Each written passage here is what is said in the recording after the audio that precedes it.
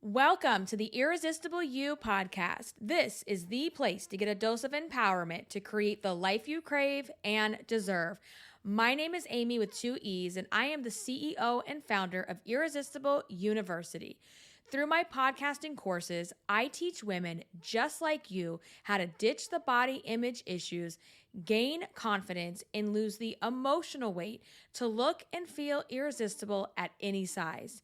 If you like the podcast, you're going to love the Irresistible You online course and VIP private podcast. If you want to learn more about it, including the investment, what's included, get real client testimonials, and to sign up and enroll, please head over to irresistibleicing.com/course. That link is also in the show notes. All right, welcome to episode 249 of the Irresistible You podcast. Today, we are talking about the ghost fat phenomenon. That is when your body changes through something like weight loss, but your brain doesn't. Ghost fat phenomenon is when your body changes and your brain doesn't. So what we're going to talk about is you're on this weight loss journey and you're losing weight and your clothes are getting too big and you're having to go down in size and you're clearly having lots of physical body changes, but your brain is still trapped in the fat girl identity. So we're going to break it down. We're going to talk all about it. This is such a big part of the weight loss journey, and what a lot of, obviously like traditional diets and diet culture, they don't talk about this. You have just been sold on the glory of the before and after story, the glory of before I was overweight, I was miserable, I didn't like myself, and now my after is I am thin, I have lost all the weight, my life is perfect, I've achieved everything I want to achieve, and here we go. Right? That is the story that we have been just indoctrinated into from the early times. Like, I remember just even in the 90s, like as a kid, always seeing the before and after infomercials, like my friends and I would go roller skating and we would get home at midnight and we would, stay up late giggling, watching shows and dumb stuff on TV. There was no internet. And these infomercials would come on and they were just so stupid and cheesy. But then also as a chubby kid, teenager, you're like, oh, well, I want that too. I want that after story that they are all having. I've gained and lost weight more times than I would like to admit, right, in my lifetime. And so I have gone through this multiple times on not recognizing myself. And, excuse me. When I think about right now in the journey that I've been on, for the past 5 years, I've lost over 70 pounds and I had a baby and I lived through a pandemic while I was pregnant with that baby, my son, and I went through my daughter getting diagnosed with a chronic condition, type 1 diabetes. Just been through a lot of major life changes in the last 5 years, including the weight loss. And, it's definitely something that I've been through before and I'm dealing with it right now. And it's why it was top of mind. And I wanted to bring it up because I know other people are struggling with ghost fat as well. Now, clinically, medically, I'm not a clinician. I'm not a psychiatrist or anything like that. But you will hear the term body dysmorphia, which is an actual diagnosable condition. Could this fall into that bucket? Yeah, it's a little bit of body dysmorphia, but I'm not here to diagnose. I'm just talking about the ghost fat, right? When you've lost weight, you've lost weight, but you don't recognize yourself, or you think you're still overweight, or you think you're still fat. And I think this gets really difficult too when you technically are still overweight, like you're not at your goal weight, you're really deep into the weight loss journey. And so because you don't identify as someone who is traditionally thin or skinny or at a healthy weight range, it's hard to accept sometimes that you do look smaller and that you aren't necessarily in the same bucket that you were in before. And, I brought up my situation recently because, the past 5 years, I went through a pregnancy, had a baby, was managing a baby with a 4-year-old at the time. Shortly thereafter, boom, she gets diagnosed with diabetes. I'm busy. I'm working. I'm trying to juggle life. I'm trying to just manage all the things I have going on in my life. And, for someone like myself who was always dressed up, always in heels, always dressed cute to go to work and stuff like that and to go out, there was no more going out, right? Like there was this pandemic, there was these, my priority is my children, as it should be. But I say that to say I've lived a lot of life in athleisure. And I love a good athleisure outfit. It's kind of my happy place. I love to, be dressed comfortably so I can run around with my kids. We can go do active things. We can get outdoors. I can walk the dog. I can take care of everybody. And I still have the elements of me, right? I have my nails done with all my crystals, and I have my big hoop earrings. If you're watching on YouTube, you see those up now. I have the elements, my makeup, the things that make me feel beautiful and glam and irresistible. But I've really been out here in these streets, running around in athleisure. And while that's cool and all, it's like you also don't realize how small you are getting when you're always wearing, like athleisure type clothing, sweatshirts, biker shorts, the whole nine. And it's not that recently I've had a massive loss in weight. I've kind of just been, actually since Christmas, I've been riding steady in the 190s. I had a little bit of a gain, about 10 pounds, but I'm back in the 190s. And while I am not anywhere near the goal weight, my initial goal weight right now is about 170. So I'm less than 30 pounds out from where I want to be. And I say where I think I want to be because I don't know, you guys. I don't know. The smallest that I have ever been since high school is probably around the time I got married, when I went on a big weight loss journey, and I got down to 180. And I haven't been under that number, like I said, since high school. So when I look back on those pictures, I think I look really good. I think I look healthy. I still look curvy. I still look, good to me. And I don't know if 170 is going to be the stopping point. I don't know what that's even going to be like. So I gave myself that 170 because it's 100 pounds, right? It's 100 pounds from my highest weight. When I went in to deliver Javi, I was way over 270. So that's kind of like our wait and see, no pun intended. But you know what? I'm going to write that down because I think that might become how we have a whole glossary of terms. I think wait and see is what's your first goal, right? Your first goal weight. So, I'm in the 190s. I'm not small. I am not skinny. I am not where I want to be physically, right? But there's something about, so for me and my body type, there is something drastic that happens, and you might experience this too, and your numbers are probably different than mine.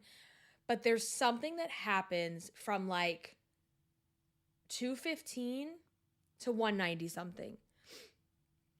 It's only a 15-pound mark, and you don't think that's a lot, especially when you're coming down from 270 pounds. But there's something that happens physically from 215-ish to 190 something. And I really start to notice. I start to notice my face a lot more. I start to notice my legs look smaller. Just my midsection doesn't feel as hard. I don't even know how to explain this, but I feel if y'all listen, if you know, but that hard, visceral fat in your belly region, it feels less aggressive. It feels less just angry, I guess is the word I'm looking for. And we recently, 2 weekends ago now, we went to medieval times for the dinner show with the knights and the horses and all that. I am such a dork. I am such a nerd. I love going to medieval times, y'all. This was our third time with the kids, second time with Frank. So a couple years ago, I went for spring break with the kids and then last year over the summer, Frank took me and the kids for my birthday, and then I guess I'm cool now, y'all, because I got this email from Medieval Times from the Baltimore Castle, which is the closest one to me. It's about 3 hours from my house, and they said, we're having this influencer event for kids where they're going to get knighted. They get to do like this junior knight training. So they invited us for no cost. We went up for the day, did a road trip, went up that morning, got there in the afternoon. It was so much fun. I've never been to Medieval Times and not had a good time, but it was such a good time. It was such a light in our life recently where we've been going through some like crazy adulting things. And so it was such a nice way to like spend time with the whole family. The kids had a blast. I mean, I'm like losing my voice yelling at the knights. Like I get into it. So, and you know, if you're going to go to something like that and you're going to have a stick up your ass, like you're not in the right, like go to Applebee's, go to the local whatever restaurant, because this is supposed to be loud. Like I tell my kids, this is the one time you can be really loud at dinner. You can be messy. You can use your hands and it's okay. But I'm saying all this to tell you that when we went to it, I had this moment, and this actually happened at Walmart. So we stopped at Walmart. We get to Maryland. We're right there by the Medieval Times, and we had to go to Walmart to get some items. And I go in the restroom, and I walk past the mirrors, and I looked in the mirror as I'm walking, which I'm going to get into like not looking in mirrors in a second and how we do that too. And for a second, I thought, that's not you. That's not you, Amy. Like that these must be like those deception mirrors. This must be a deception mirror where it makes you look a little bit smaller, because this is not what you look like. Because I thought, I don't look that small, right? And I'm like, well, I guess I do. Like, you know, so anyway, we left Walmart, we get to Medieval Times, and we're taking pictures and stuff. And I look at a couple of the pictures and I thought, you know, that's not me. Am I really, do I look like that? Like my face looks really thin. And just my body, like my legs look smaller. Like it just didn't like register for me. And then later that night, Frank was like, babe, like you're really looking small, like slim. And I'm like, okay, if my husband's saying it, I'm seeing it. You're not in, like, we need to accept we do look better. We do look smaller, right? We are losing the weight and it's very noticeable. But it's this ghost fat where you're like, no, that's not me, right? Like you just don't, you use every excuse about why that couldn't possibly be you, but you're feeling your body, you're feeling the rolls are smaller, everything's smaller, right? Everything's fitting bigger on you. And this is what happens. So this is what I mean by ghost fat feelings that come with weight loss. And that's what my channel and my podcast really talks about, right? Is the stuff that no one else talks about, or, you know, mainstream diet culture doesn't bring this up. You're just sold, this is the before and after story. But there are so many changes, not just in the physical sense, but in the emotional, mental sense as well, right? And so when we start to lose weight, there's this double-edged sword. I know I'm going with the Medieval Times pun here. But like there's this double-edged sword of compliments, right? Where you are not fully connected in recognizing that this is the new you. This is what you look like now, right? You haven't fully embraced that because you can't believe that this is you when you got so used to seeing yourself at a bigger weight, right? Especially if you've been overweight for a long time, you know, there's this double-edged sword because the compliments might feel disconnected from you. They might feel uncomfortable from people. They might feel welcome. Like, hey, if y'all want to recognize that I've lost weight and you ever want to say something, girl, trust and believe I will never be offended by that. We are not going to be offended by that. I know some people don't like it. I endorse that. Okay. I endorse that message. So, but it might feel uncomfortable when people are noticing, when people are saying it. And you might be skeptical of people because we're used to the food pushers, the diet sabotagers, right? And so sometimes because of the history that we've had with people, and my husband does not fit into this category at all. But like, we think when people say something, they're blowing smoke up our ass, right? They're trying to embarrass us. They're trying to be like, oh, I know she's on it. Like, this is what our brain does. It's like, oh yeah, I know she's on a diet, so I'm going to say that she looks a lot better to like make her feel a certain type of way, but I don't really mean it. Like, that's what we think people are sitting around doing, right? And I know if my husband notices something, like, he is definitely not the type of person who's going to blow smoke and just say stuff to say stuff. Like, he's not doing that.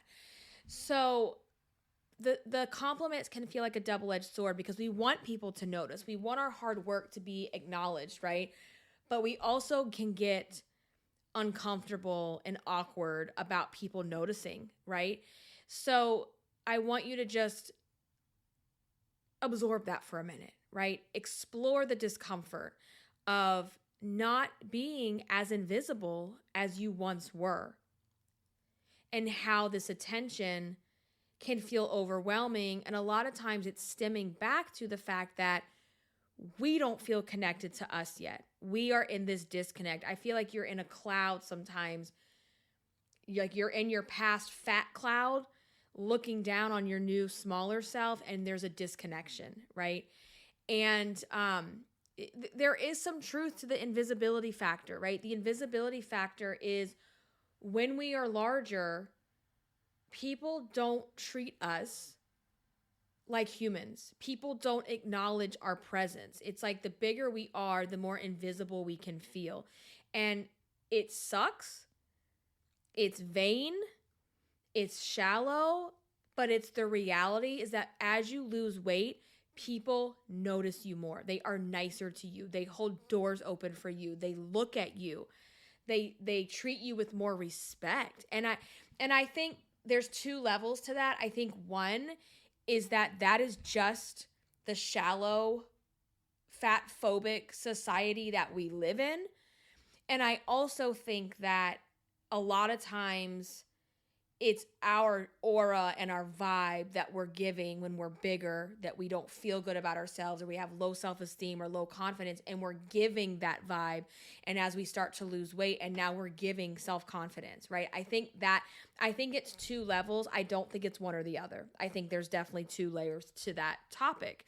So compliments, right? We can't fully accept them until we accept ourselves. And that's why we always are thanks button. We're thanks button. Thanks, but I still got 30 pounds to lose. Thanks, but, right? And then also, when you've been overweight for so long,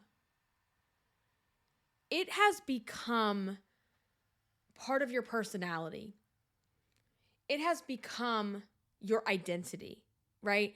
And so as the weight sheds and it goes away, that shield, oh my God, with the medieval, y'all, I swear to you, I did not plan this. I am not trying to do the puns, but I'm going to go with it. So when we remove our, shield of weight, our extra weight shield, right? We no longer have that invisible wall that is our excuse as to why we're not pursuing our goals, our dreams, our, having a voice and all of those things, right? So when that is gone, we don't have that as an excuse. So now what's the excuse, right? And even though being overweight was uncomfortable, and it was uncomfortable enough that you decided to do something about it, I want you to think about something. we wouldn't have stayed overweight for as long as we did if it wasn't serving us in some kind of way. And when I say serving us, I don't mean it had to be serving you in a positive way, because it clearly wasn't, or you wouldn't have changed. But that weight was serving you in some way, even if it was false comfort, false protection. Think about the wet blanket that we always talk about, right? It was your wet blanket that was keeping you uncomfortably comfortable.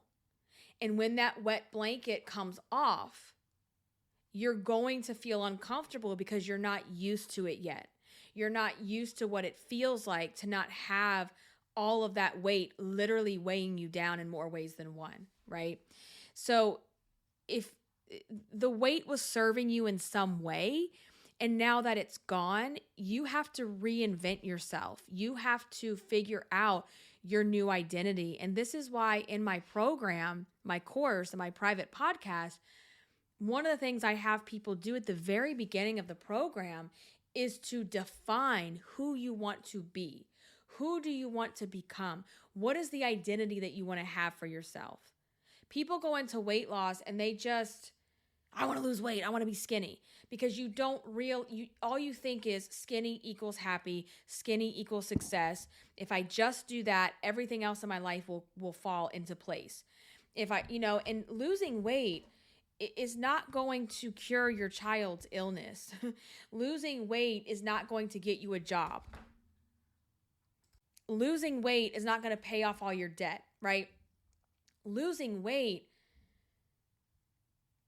can give you the confidence to make these big changes in your life, but only when you are approaching it from, I'm losing weight and I'm also working on the emotional weight. And that's what my course and my program solves. So if that's something you want to explore a little bit more, I encourage you to head over to irresistibleicing.com/course. Get in there, get the private podcast, get the course. It's going to change your life. It's transformational. All right, so the disappearing excuses. So you don't have that shield. The excuses are gone. And again, like, physical changes are not going to automatically improve our body image, because body image is not physical, right? Body image is not a physical piece of us. Body image is a mental perception of our bodies. So if you're going into weight loss from a place of hate, from a place of not loving yourself, from a place of denial, then as you go down the scale, you're not going to like what you see. And I think there's a difference, right? There's a difference between I still don't like what I see and I can't believe what I see. Two different things, right? Two different things. And so there's just this work that we have to do mentally to be able to meet ourselves in these new, at these new weights, because you're going to run through many, many different versions of yourself as you lose weight. Especially you've got 100 plus pounds, you are going to go through many iterations of yourself as the weight starts to come off. And just understand how normal this is. Like, you are not alone. You are not the only one. Like, this is such a normal part of the weight loss process. It's just that you've never been taught, or you've never had validation that what you're feeling is completely normal and part of what you're going through. So what do we do when we have the disconnect? So as we're going down the scale, there's the emotional weight that we have to work on. Like I said, my program addresses that, but also things that you can do that are very simple. Take pictures. I know you don't want to see yourself, right? You don't want to see yourself big, but I am telling you, if you are committed to this journey, when you get down to a certain size, or you've lost a good milestone of weight, you are going to be so grateful that you have those pictures to compare, because you don't realize what you're doing. You don't realize how much you're changing until you look at the pictures and you're like, damn. Especially, like I said, when you're still not at your goal and you're still not considered like quote unquote thin, you really need to see these before and during pictures because the evidence is right in front of you. It's right there, right? You're seeing it for yourself. And the more you see yourself in photographs, the more comfortable you get with yourself and your body. Because if you think about every single day, we don't interact with ourselves where we're sitting there, looking at ourselves and understanding what we look like and seeing different angles. We only see photos when we take the photos or when we're tagged in the photos. So the more you can get comfortable taking pictures, and I'm just talking about by yourself, y'all. Like, you don't need to do this with other people. In your home, alone, take the selfies, put the phone on a tripod, take some video of yourself from the front, the side, the back, all those things. So you have something to compare, to see the difference, and to get comfortable with what you look like, right? Because it's jarring when you see yourself. I told you my experience recently where I was like, I still know that I have so much further to go. So sometimes I don't feel like I've had a big change. And then I see something and I'm like, oh, right. Like, okay, yeah, I get it now. But going back to denial for a second, I think one of the other problems is that when we are at our highest weight and our most vulnerable, miserable mental state, we get pictures, whether we take them, someone takes them, we get the dreaded tagged photo that we didn't want to approve, right? And we see ourselves. I know I went through this a lot where you actually don't think you were that big. So there's also like ghost fat, body dysmorphia at our largest weight, where in your mind, maybe you are still where you thought you were 50 pounds ago because you refuse to believe that you have gained so much weight and that you look like that. So you see a picture and you are just in denial. Like, there is no possible way that's what I look like, right? Or have you experienced this? It's like you see so I wear contacts. I am blind as a bat. Like, if I don't have contacts on, there's no way I could drive my car home. I can't function. That's how it's just bad. But I think of it sometimes where I could see a picture and it's almost like my contacts are off and I have this blurred vision and I'm looking at the picture, but it's almost like I refuse to see it, right? We've all been there. And so when you've lived in denial about the fact that you've gained so much weight in the first place and that you're living in this body and you haven't fully acknowledged her and come to terms with, this is where I am. I am 270 pounds and this is what I look like.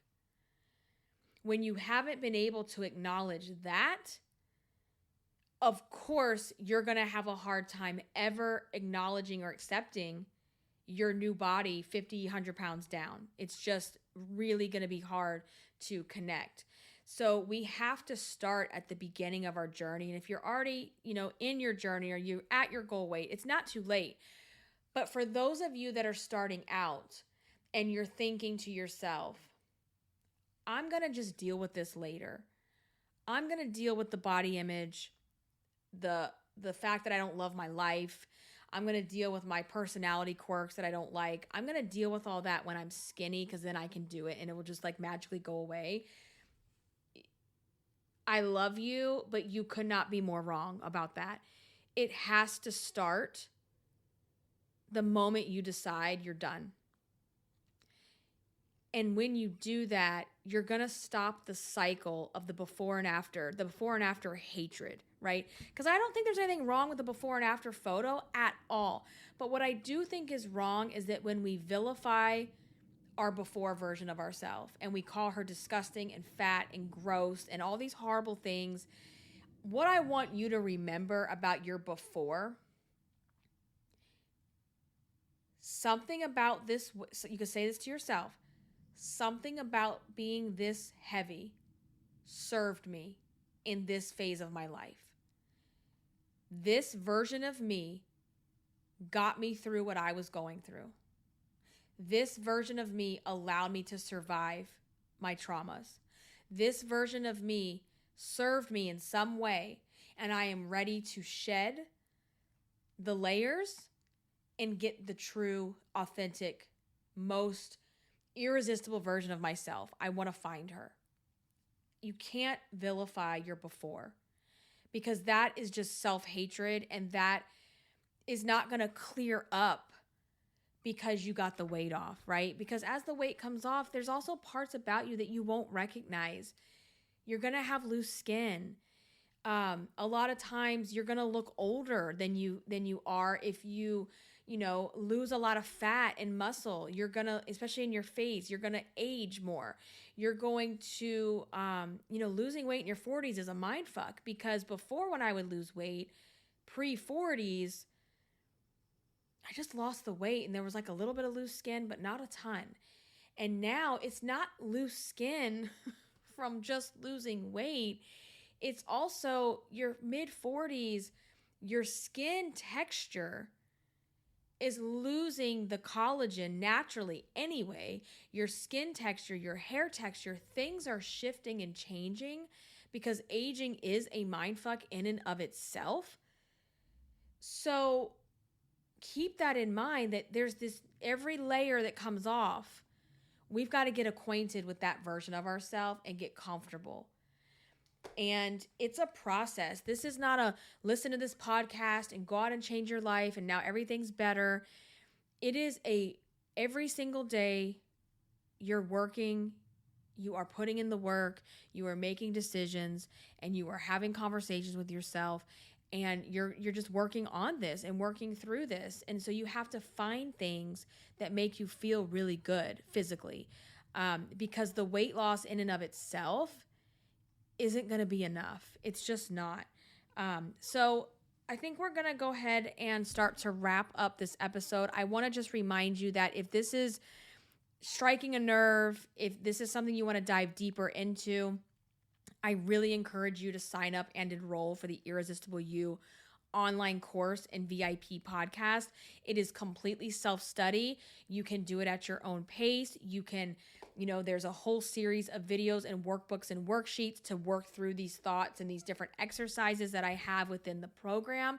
But also, everything is now available in audio format as a podcast. So literally, just as you're listening to this, as a podcast in your podcast player, my course is set up the exact same way. So if you needed a sign, this is your sign. Go to irresistibleicing.com/course and go check that out.